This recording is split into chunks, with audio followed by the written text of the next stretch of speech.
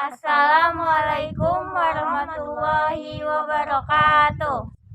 Perkenalkan, nama saya Wai Isi Karima. Nama saya Deka Rahmamaika. Nama saya Sri Handayani Putri. Di sini kami akan mempresentasikan tentang aspek-aspek Trigatra. Aspek-aspek Trigatra. Keadaan dan kemampuan penduduk. Penduduk adalah sekelompok manusia yang mendiami suatu tempat atau wilayah.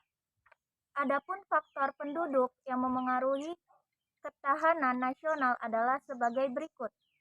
1. Faktor yang memengaruhi jumlah penduduk. Jumlah penduduk berubah karena kematian, kelahiran, pendatang baru, dan orang yang meninggalkan wilayahnya. Segi positif dari pertambahan penduduk ialah pertambahan angkatan kerja, manpower, dan pertambahan tenaga kerja, labor force.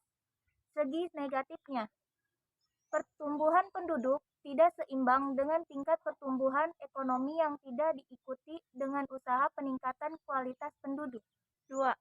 Faktor yang mempengaruhi komposisi penduduk. Komposisi adalah susunan penduduk menurut umur, kelamin, agama, suku bangsa, tingkat pendidikan, dan sebagainya. Susunan penduduk itu dipengaruhi oleh mortalitas, fertilitas, dan migrasi. 3. Faktor yang mempengaruhi distribusi penduduk. Distribusi penduduk yang ideal adalah distribusi yang dapat memenuhi persyaratan kesejahteraan dan keamanan, yaitu penyebaran merata. Kemampuan penduduk yang tidak seimbang dengan pertumbuhan penduduk dapat menimbulkan ancaman-ancaman pertahanan nasional.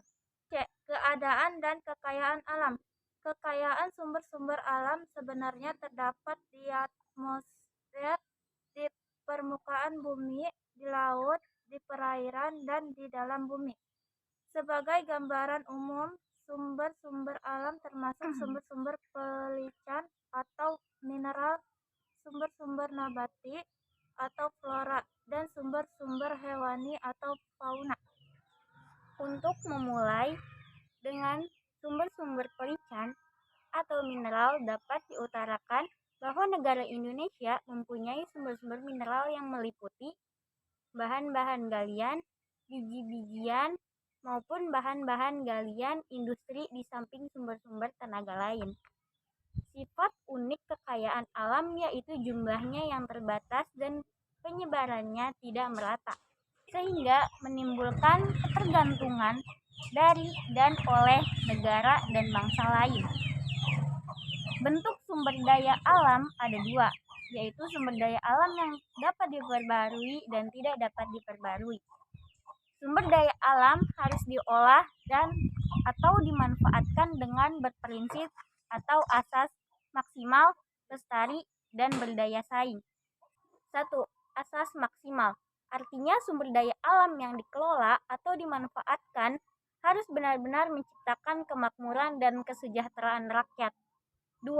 Asas lestari. Artinya, pengolahan sumber daya alam tidak boleh menimbulkan kerusakan lingkungan, menjaga keseimbangan alam. 3. Asas berdaya saing.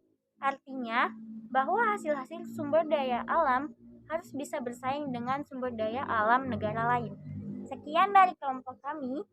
Assalamualaikum warahmatullahi wabarakatuh.